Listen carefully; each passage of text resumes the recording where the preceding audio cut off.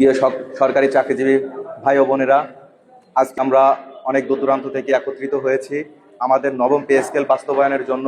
বিভিন্ন দিক নির্দেশনা সামলে কিভাবে আমাদের পে স্কেল বাস্তবায়ন করা যায়। প্রিয় ভাইয়েরা, আপনারা জানেন যে আমাদের নতুন সরকার মাননীয় প্রধানমন্ত্রী জনাব তারেক রহমান স্যার, তিনি অসংখ্য আসনে নির্বাচিত হয়েছেন। তাকে আমরা সরকারি চাকরিজীবীদের পক্ষ থেকে অভিনন্দন জানাই। প্রিয় তারেক রহমান স্যারের উদ্দেশ্যে আমি বলি যে এখানে আমরা যারা একত্রিত হয়েছে, আমাদের এখানে আসার কোনো কথা ছিল না, কারণও ছিল না। একটাই দাবি, যে পে স্কেল বাস্তবায়ন করা। এই পে স্কেলটা আমাদের প্রাণের দাবি হয়ে গেছে, এটা আমাদের বাঁচা মলার লড়াই হয়ে গেছে। কারণ একটা চাকরিজীবী যখন একবেলা খাইতো আর একবেলা খেতে পারে না, যখন তার পরিবারের ভরণ পোষণ দিতে পারে না, যখন সে সুচিকিৎসা পায় না, তার সন্তানকে ভালো একটা স্কুল কলেজে লেখাপড়া করাইতে পারে না, তখনই সে ব্যক্তি রাস্তায় নামে। আমরা 6 তারিখে সফল একটা আন্দোলন করছিলাম, ভাবছিলাম যে 6 তারিখে আমাদের পে স্কেলটা বাস্তবায়ন হবে, কিন্তু সরকার আমাদের সেই আশাটা নিরাশা করছে। আমরা 18টা মাস আমাদের অন্তর্বর্তী সরকারকে আমরা দাবি জানাইছিলাম যে আমাদের পে স্কেলটা দ্রুত বাস্তবায়ন করুন।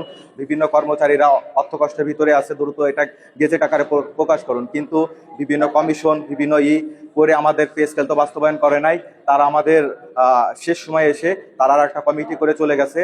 তারেক রহমান, মাননীয় প্রধানমন্ত্রী তারেক রহমান স্যারকে অনুরোধ করি যে আপনি ক্ষমতায় এসে যখন আপনার ফ্যামিলি কার্ড দিতে পারছেন, অবশ্যই সরকারি চাকরিজীবীরা ফ্যামিলি কার্ডের থেকে আরো বেশি যোগ্য। কারণ সরকারি চাকরিজীবীদের বেতন ভাতা একদম সামান্য, 8,250 টাকা বেতন পাই, 6 টাকা টিফিন ভাতা পাই, তারপরে আপনার ধুলাই ভাতা পাই 100 টাকা। এভরিথিং এগুলার বলা যায় না, এগুলা বললে মানুষের কাছে লজ্জা পায়। একজন সরকারি চাকরিজীবী আগে যে পরিমাণ একটা দাম পাইতো, এখন কোনো দামই পায় না। আমাদের যে এমপিভুক্ত শিক্ষক স্যাররা আছেন, তাদের বেতন 12,000 টাকা। তাদের 50% তাদের লোকের দেয়, বাড়ি ভাড়া দেয়।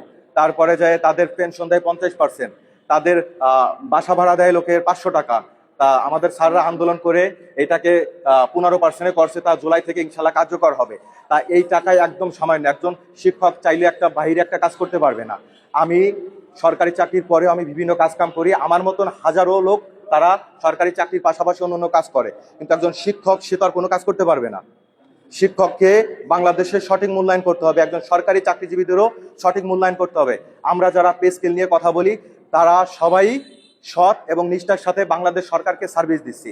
এই সরকারি চাকরিজীবীরা যদি অর্থকষ্টের ভিতরে যদি বিভিন্ন দুর্নীতির ভিতর চলে যায়, বাংলাদেশ অচিরেই শেষ হয়ে যাবে। বহির্বিশ্বে 1 নম্বর খেতাব অর্জন করবে বাংলাদেশ দুর্নীতিগ্রস্ত দেশ।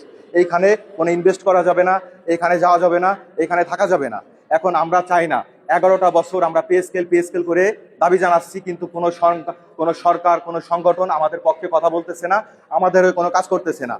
তাই মাননীয় প্রধানমন্ত্রী জনাব তারেক রহমান স্যার যেভাবে ফ্যামিলি কার্ডকে ক্ষমতায় এসে বাস্তবায়ন করা শুরু করছে, ইনশাল্লাহ আমরা আশা রাখি আমাদের পে স্কেলটাও খুব দ্রুত যেন বাস্তবায়ন করে।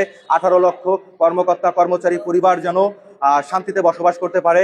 আমরা আর কখনো কালক্ষেপণ চাই না, অতি দ্রুত আমাদের চাওয়া পাওয়া একটাই, যে রমজানের ভিতরে যেভাবে 2-1 দিনের ভিতরে ফ্যামিলি কার্ডের প্রজ্ঞাপন শুরু হয়ে গেছে, সরকারের সদিচ্ছা থাকতে পারা 1 দিনের ভিতরে আমাদের পে স্কেল বাস্তবায়ন সম্ভব। ইনশাল্লাহ সবাই একত্রিতভাবে কাজ করব ইনশাল্লাহ। আমরা কেন্দ্রীয় নেতারা এখানে অনেকেই আছে, তারা বক্তব্য দেবে, আমি বেশি বক্তব্য দিব না। তাদের দিক নির্দেশনা যে আমরা কাজ করব, তারা যখন যে ডাকবে আমরা ইনশাল্লাহ সেখানে উপস্থিত চলে আসবো। আমি ফরিদপুর থেকে চলে আসছি আজকের অনুষ্ঠানে। ইনশাল্লাহ আপনারা সাথে থাকবেন, আপনারা পাশে থাকবেন। আল্লাহ হাফেজ।